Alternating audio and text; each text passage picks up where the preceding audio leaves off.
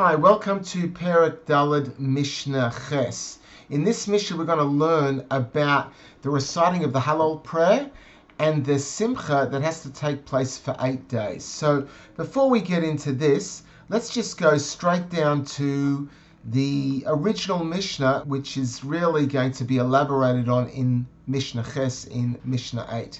So in the original Mishnah, we talked about the Lulav and the Arav is for 6 or 7 days. Hallel v'ha-simcha, the reading of the Hallel prayer, and the Simcha, the rejoicing, Shemini is for 8 days. Now, what did we learn in the Rav and the Bar Tanur about Simcha? V'ha-simcha lechal bosa shlamim. The Simcha, the joy was to eat flesh of the peace offering, bisman hamikdash, in the time of the temple, the chsiv, that it is written, v'samachta b'chagecha, you will rejoice in your festival. V'ain simcha bisman hamikdash el v'basa shlamim, and there's no simcha in the time of the sanctuary except for the meat of the peace offering. So the meat of the peace offering is where we actually celebrated the rejoicing. T'ksiv, because it is written, v'zavachta shlomim, you will sacrifice peace offerings, v'achalta sham v'samachta, and you will eat there and you will rejoice. So even though rejoicing can also be with dancing and singing, the part of the ceremony was that we had to actually offer up a peace offering, and part of it was offered up on the mizbach, on the altar, and part of it was actually eaten. Now here we have a guy that's chomping on his chops. The only problem is it's not chops, it's sausages. I don't think you have a look at this picture and you tell me, what do you think is wrong with this picture? I don't think they had sausages in the times of the temple times, in the base of Mishnah. The teeth look pretty good actually, because he hasn't got any. I don't think in temple times they had very good dentists like we do today. And sauce, probably tomato sauce. I don't think they had that either in temple times. But nevertheless, he's munching and munching away. I don't think it was more like sausages, and probably more like steak. Steak off the barbie, that would probably be more likely in those days. We have steaks today. They probably had something like that in the temple times as well. So after we've had that fun introduction of the first Mishnah, Mishnayit is going to elaborate about the Hallel, the reading of the Hallel prayer, and the Simcha, and the rejoicing, which was through eating the meat.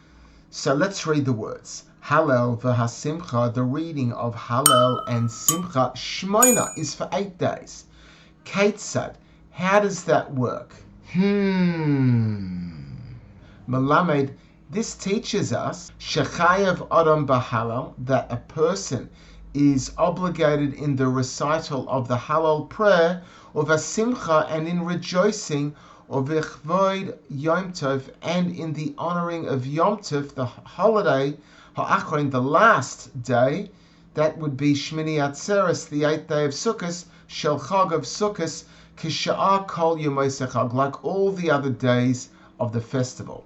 So this is teaching us that like the other days of the festival, and the other 7 days of Sukkos, we have to be besamach, we have to be happy. It's like the other days.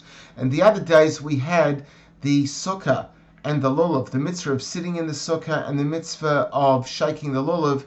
But on this day, on the 8th day of Sukkos, we don't officially do the mitzvah of sitting in the Sukkah. We certainly don't make a bracha on sitting in the Sukkah, and we don't make a bracha on the lulav anymore, but we do still have the mitzvah of rejoicing and reading Hallel like on the other days. So in that way, the 8th day is similar to the other 7 days. It's like the other 7 days because we still read Hallel and we still have the Korbon Shlamim, the peace offering that we partake in.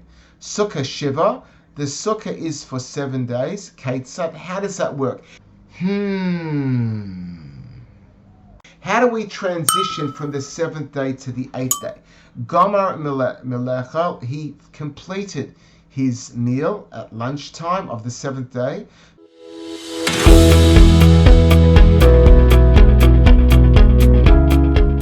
Well, I'm sorry to tell you this, but when it comes to taking down the Sukkah on the 7th day of Succas, you can't. Oh no! Lo yater sukkasa. He cannot dismantle, he cannot untie his sukkah. Avol moirid es haKailim min hamincha ulamayla. But he can take down the vessels from mincha time, which is 2.5 hours before nightfall and onwards. Midnei kvod Yom Tov ha'achron, because of the honor of the last day of Yom Tov Shel Chag, of the festival. So let's have a look at the Rav. Lo yatir eged shelo. He may not untie its bunch, that the whole sukkah was tied in a bundle, just like a tent. You'd untie certain things. The Succas also were tied up, and you can't untie it l'sosra, to dismantle it, to hakol yom chayvasa, because the whole day of Succas is its obligation. So since it was designated for the 7th day, even though once you finished eating in it, you've done your mitzvah, you made your bracha, leished b'sukkah, you still can't dismantle it. Avol moirid hu mimena haKailim. But you can take down the vessels from the sukkah, the haKailim, not in the nice vessels, or matzos and the sheets. You might have nice tablecloths, or matzos, nice and beautiful cloths, that he originally brought them up into the sukkah. Why can you take down your Kailim? Mipnei kavod Yom Tov, because the honor of Yom Tov. Sheyira kamechin l'krosei sheyisod by Hallel. He's appearing that he's preparing towards the Yom Tov to have a feast, a meal in it at night with those Kailim. So he's preparing for the 8th day of Yom Tov with those items. In the Tosfos Yom Tov it says, Meridas Kailim. They would bring down the vessels, Lefisha Roivin Oisin Sukkosen Barosh Gagon, because the majority of the people would have their sukkah on the roof of their house. Lahachitznan Morid. That's why we learn the word morid, bringing down. Now, I'm not so sure about building a sukkah on the roof. Like this guy over here looks like he's really happy climbing up his sukkah, but I don't want to end up like this guy over here. I think I'll keep my sukkah flat on the ground and safe. I wouldn't try this at home. Don't climb up the stairs to dangerous places. Keep your sukkah in a safe place where you're not going to fall down. So in today's lesson, we explained that we are celebrating Sukkos for 7 days, but on all 8 days, we are still reciting the prayer of Hallel, and we are also eating the Korbon Shlamim. We also talked about how we transitioned from the 7th day of Sukkos to Shemini Atzeres to the 8th day of Sukkos. We said that we cannot take apart the sukkah on the 7th day of Chal Hamoed Sukkos, because since it was set up for the 7th day, it now applies for the whole day. Even if I've already made my bracha of leisha b'sukkah, the blessing of sitting in the sukkah, it was for the 7th day, regardless if I've completed the mitzvah in it or not. But we are allowed to take our Kailim down from our roof sukkah, which I said was maybe a little bit scary in those days. I don't know how safe they were, but they would take down their Kailim from the roof onto the ground to prepare to eat inside their house for the 8th day of Sukkot for Shemini Atzeres, because you're allowed to prepare for Yom Tov. We also learned how the 8th day of Sukkot is like the other days of Sukkot in regards to reciting of the Hallel and Simcha, eating the Korbon Shlamim.